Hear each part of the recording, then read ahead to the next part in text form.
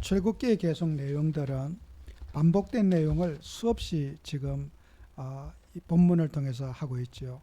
언약궤가 중요하기 때문에 언약궤에 대한 말은 아마 수없이 이제 여기에 민수기, 출애굽기, 신명기, 레위기에 계속해서 반복해서 나옵니다.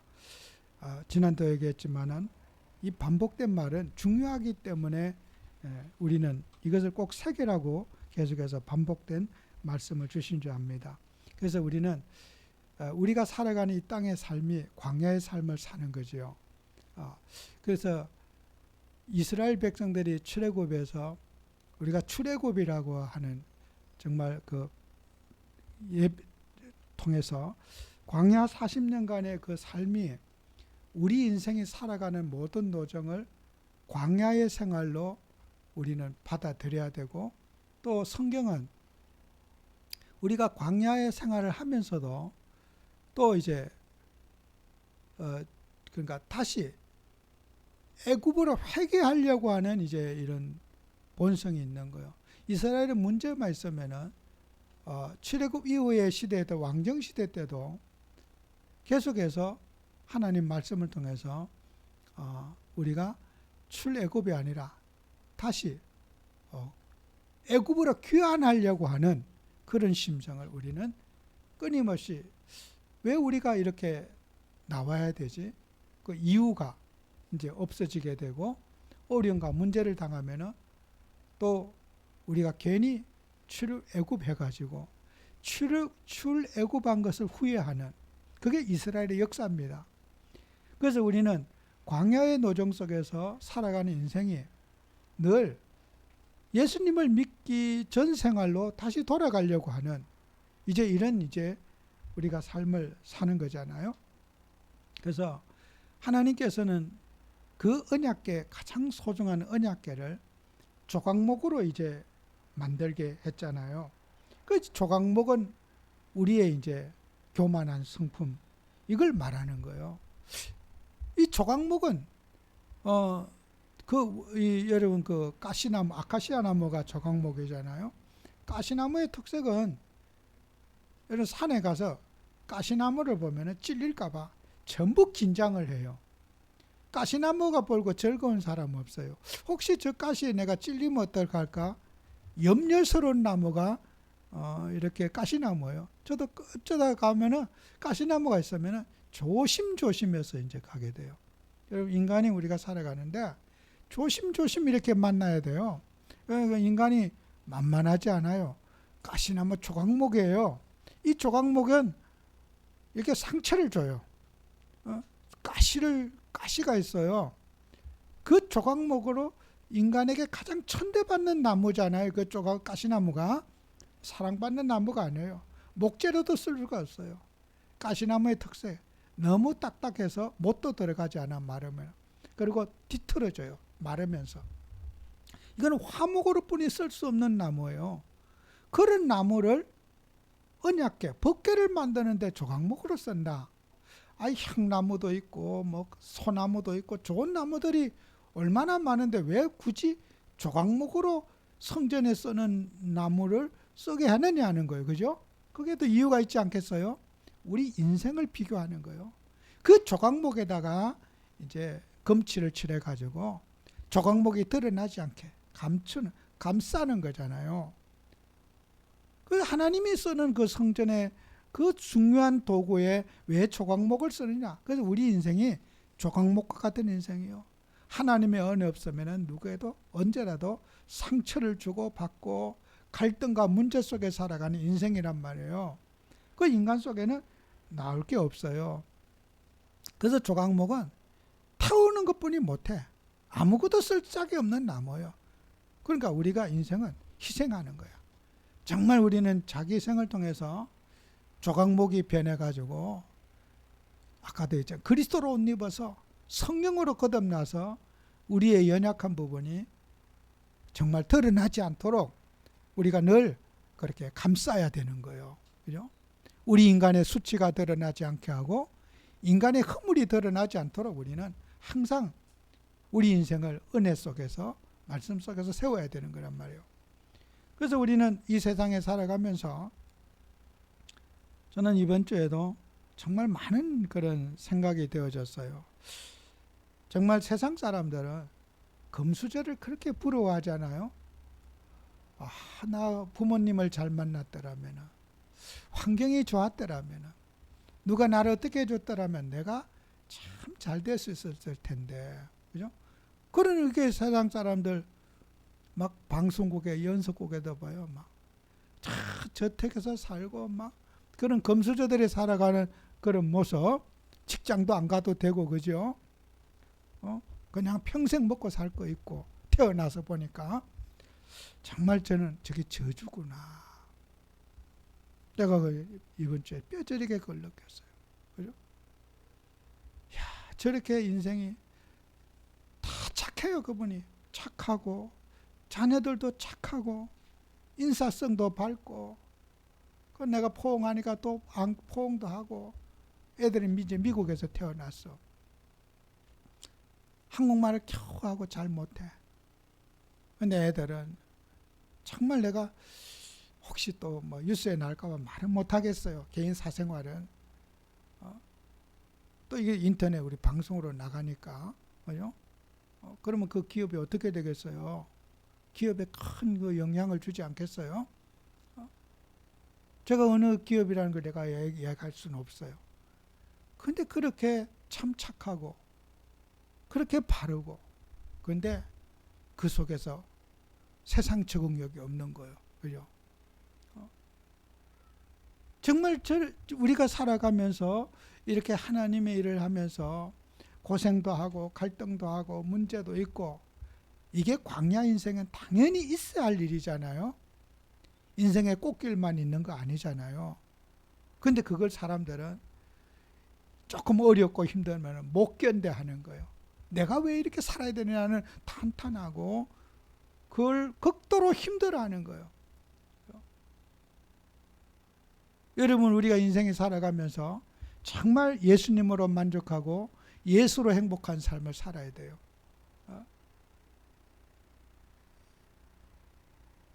제가 좀 일찍 가가지고 차가 안 막혀서 일찍 도착했대. 또 같이 오는 사람이 또 한 30분, 40분 늦었어. 그 이제 그 산속에 어떤 뒷산을 내가 왔다 갔다 하면서 기다려야 되니까 기도를 했어요. 제가 이렇게 정말 기도하면서, 야, 이렇게 산속에 공기 좋은 곳에 이렇게 살아도 뭐 육신적으로 부족함이 없는데 이런 가정에 있는 영적인 문제, 그죠? 그분은 정신과 의학교회 회장이시더라고. 그죠? 여러분, 정신과 의학교회 회장님이 정신 문제 오면 누가 고칠 수 있어요? 그것도 계속 강의 다니고, 그죠? 그런 분이 어떻게, 그런 때는 누가 해결하겠어요? 그죠? 여러분 한번 심각한 거 아니에요? 그죠? 그 명함에 정신과, 한국 정신과 의사협회 회장이셔요. 근데 그분의 정신 문제, 가정 문제, 인생 어떻게 할 거냔 말이에요. 우리가요, 예수님 믿고 정말 복음으로 우리가 새로워져야 돼요. 왜 예수님이 그렇게 소중한지, 그런 육신적인 껍데기 허울에 우리가 같이 이렇게 그걸 동경하는 거, 전부 다 우리는 세상의 모든 사람들 가치관이 뭐예요? 조각목이에요. 쓰잘데없는 거 자랑하고 교만해하고 자부심을 느끼고 긍지를 느끼고 허세 부리는 거요. 제가 영적 기도하고 다른 거 상당히 오랫동안 했어요. 제가 고백시키고 따라시키고. 저는 그래요. 한 번 보고 두 번 다시 안 봐도 된다, 속으로. 한 번 우리에게 주어진 기회 다시 오지 않아요. 그죠? 정확한 복음 전해야 돼요. 그죠? 내일이 있는 줄 압니까? 제가 전화하기를 그래서 내가 많은 사람 중에 하나 같으면 나는 가지 않습니다. 많은 사람 중에 한 목사 같으면 저 안 갑니다. 정말 예배가 원하고 간절하자면 저는 안 갑니다. 어떻게 이 복음이 그렇게 싸구라 복음입니까?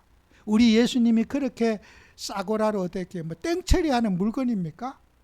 예수가 그런 분입니까? 아니잖아요. 예수는 인생의 답인 거예요. 그죠? 그 답을 지금 놓치고 사람들이 살잖아요. 예수님보다 더 소중한 게 어디 있습니까? 뭐 가을에 뭐 세일하듯이 예수도 세일할 수 있는 겁니까? 정말 우리는 복음 속에서 예수님의 가치를 새롭게 우리가 붙잡는 우리가 되어야 돼요. 그죠? 그래서 우리는 정말 주님께서 우리에게 속죄소의 축복을 우리에게 주셨어요. 속죄소라는 것은 우리가 의의 뜻, 그 단어의 뜻을 생각하면은 여러분 이해하는데 굉장히 도움이 됩니다. 속죄소는 죄를 덮어준다 그런 거 있어요. 여러분 우리가 새를 도말한다 그런 표현도 있잖아요. 페인팅한다 그런 뜻이에요. 우리는 조각목이에요. 이게 조각목. 예수의 보혈로 우리를 덮어주시는 거예요. 그죠? 우리가 죄가 없어집니까? 예수의 그 보혈로 우리가 용서받은 죄이기 때문에 천국 가는 거예요. 덮어주시는 거예요. 우리는 여전히 어떻게 죄인이에요. 하나님 앞에. 우리는 늘 십자가의 은혜가 필요하고 주님의 보혈이 우리에게 있어야 되고 누려져야 되는 거예요. 끝난 게 아니에요. 십자가 사건은. 덮어주는 건다. 속죄소 덮어준다. 속죄 덮어준다 그 뜻이 있어요. 이 히브리 원어에. 그 말 왜 덮어주는 거예요? 우리가 죄인인데 예수님의 피로 우리를 의롭게 해주셨다는 거예요. 의인이다가 아니라 의롭게 해주신 거예요. 주님이. 의인이라는 말과 의롭다는 말은 다르잖아요. 그죠? 우리가 정말 예수님의 보혈로 우리 그분 때문에 우리가 죄사함을 누리고 그분의 피 때문에 우리가 속죄함을 받은 거고 우리가 죄인인데 주님이 우리의 죄가 드러나지 않도록 덮어주신 거예요. 그죠? 그 화목제물. 하나님과 우리 사이에 화해를 시켜주신 거예요. 예수님의 보혈로 주님과 우리 사이에 화해, 화목제. 그래서 우리가 이 속죄의 교리를 잘 모르면은 우리가 막 죄가 없다. 그거는 성경을 잘못 본 거잖아요. 우리가 죄인이에요. 왜 죄를 살면서도 하루 생활 속에서도 늘 우리는 범죄하기에 익숙해져 있는 인간이에요. 그럼에도 불구하고 주님은 우리에게 보혈의 능력으로 우리를 죄를 덮어주시고 가리워주시는 거예요.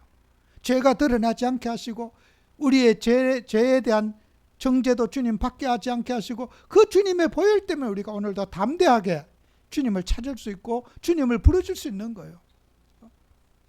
아무리 죄가 지어도 우리 예수님 주홍같이 붉을지라도 양털과 같이 희게 하리라. 우리 주님이 죄의 근본을 주님이 우리에게 묻지도 따지도 않겠다게 해주시는 거예요. 다른 이름으로는 주님의 보혈 없이는 우리가 죄를 덮어줄 수는 없어요. 세상은 죄를 드러나게 하고 죄를 형벌을 주잖아요. 정죄하고 판단하고 그러지 우리 예수님 말고는 죄를 덮어줄 자가 없습니다. 죄를 가려줄 자가 없어요. 우리의 수치와 허물을 감싸주실 분은 우리 예수님 말고는 없습니다. 세상의 그 무엇으로도 우리의 죄를 덮어줄 분은 없어요.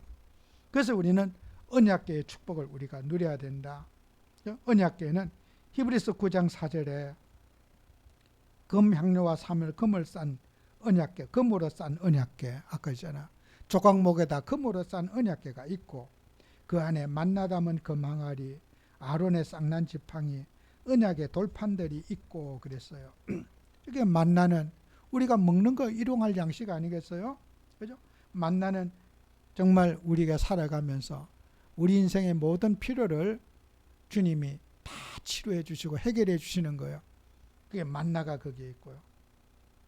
아론의 쌍난 지팡이는 죽은 나무잖아요. 바짝 마른 나무에 싹이 났어. 이거는 하나님 재창조를 말해요. 능력. 우리 주님은 인생이 어디에서 고장난지를 모르지만은 하나님은 근본을 치료하신 하나님이다. 그죠? 근본을 치료. 참 배우신 분이니까 알죠. 왜 그리스도가 기름 부은 자인가? 이번 영어를 잘하니까 어노인티도 딱 입에서 그냥 나오더라고. 기름 부음 받은 자, 그죠? 여러분이 그리스도 이 기름 부음, 왜 그리스도가 기름 부음 받은 자냐는 거예요. 하나님은 기름 부음 받아서 왕 선지자 제사장 세울 때 기름 부음 받아요. 어노인티 기름 부음. 왜 예수님을 그리스도라고 했느냐? 우리 인생을 창세기 3장의 저주에서 인생의 근본 문제, 진짜 근본 문제, 눈에 보이는 문제가 아니고 하나님 떠난 문제, 사단에게 종로로 타는 문제, 그죠? 눈에 보이지 않는 그 문제 때문에 우리 예수님이 이 땅에 오신 거예요. 우리 지금 눈에 보이는 수많은 어마어마한 문제들, 눈 뜨면 다 문제잖아요. 그 문제의 근본 원인은 인간이 하나님과 함께 있어야 인간에게 하나님 떠나서 인간에게 문제가 시작된 거예요.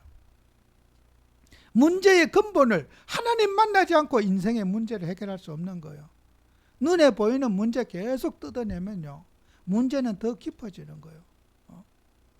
잡초 계속 위에 풀 뜯으면요, 뿌리가 더 깊이 쭉 내려요. 더 골맞져요.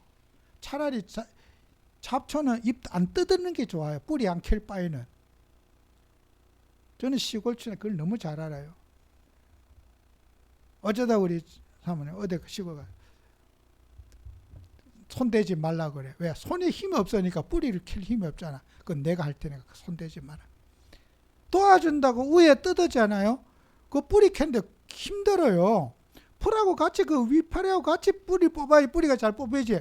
윗대가리 다 뽑고 나면 뿌리 못 뽑아. 그래 손대지 말고 다른 거 하라. 그냥 가만히 있어라. 그거 안 시켜요. 왜? 제일 중요한 뿌리 뽑아야 되는 거. 잡초는 뿌리를 뽑아야지 해결되지. 이 잎만 뜯고 이제 하루 이틀만 지나도 확 다 올라. 더 잘 올라와. 뿌리가 튼튼해져 갖고. 그건 안 시키는 거야. 손에 그 여자분들이 이게 뿌리 잘 힘들어서 손가락 힘이 없어 잘 못 뽑아요. 그 바랭이 같은 거 뿌리가 쉽게 나오지 않아요. 여러분, 우리 인생에 문제의 뿌리를 해결하는 게 그리스도고 복음인 거예요. 이거 해봐라 저거 해봐라 다 틀린 거거든요. 제가 그제에 이제 부업으로 펜션을 하시는 회장님이 한 분 있어요. 제가 얼마 전에 전화가 와서 목사님 한번 오시죠. 그분은 저한테 한번 그래요. 목사님 제가요, 이단들이 돈이 그렇게 많습니다. 그래요. 왜? 자기가 이단을 상대해서 장사를 하는데 통일교, 신천지 그런 데 막 가보셨냐 묻더라고. 막 기둥도 없는데 막 진짜 어마어마한 그런 건물이 있대. 중간에 기둥도 어떻게 지었는지 모르겠대. 근데 그분이 거기서 돈을 벌어서요, 어느 교회다 11조를 한 달에 1,500만 원씩 교회도 안 가면서 붙여준대. 와, 돈 많습니다. 그래요. 통일교회 그 관계자 한 명만 딱 사게 갖고 제품을 딱 소개하면요, 위에서 한마디 하면 다 사버린대. 신천지 그 관계자한테 그거 딱 사게 갖고 그 제품 건강에 뭐가 좋다 하면요, 한 번만 광고하자면 다 사버린대. 그래 지난번에 펜션 또 했는데 그것도 마음에 팔아버려. 딴 데 또 어떻다고 바꿨다고 또 오라고 전화 왔어요. 또 옮겼다고.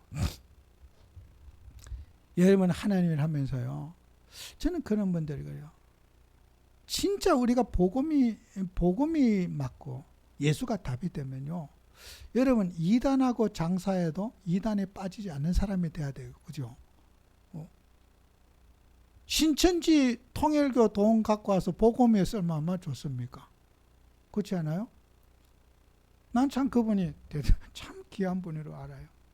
기도 쬐끔하고 창을. 하여튼 제가 다 말하기는 그래요. 근데 우리 사람들이 살아가면서 그래요. 내가 정말 어떤 사람에게도 영향을 받지 않는 사람이 된다면 통일교 가서도 내가 통일교에 있는 돈 가지고 복음에 쓰겠다. 이런 사람도 있어요. 통일교 돈 그거 그 많은 돈 그거 내가 전도를 위해 쓰겠다는 사람도 있다니까요. 그들 돈 다 뺏어가지고 제품 막 싹 통일교에 집어넣어갖고 막 싹 가가. 반대로 성도들 유린하는 인간들 교회 바보 등신들이지요. 저 신천지 이단들 그 돈 많은 돈 그 돈 갖고 세계복음 우리 전도를 쓰면 얼마나 좋냐. 이번에 사명감이 대단해요. 저를 그 한번 갔더니 우리 사모이라고 그 한번 갔더니 낚시 뭐 해준다.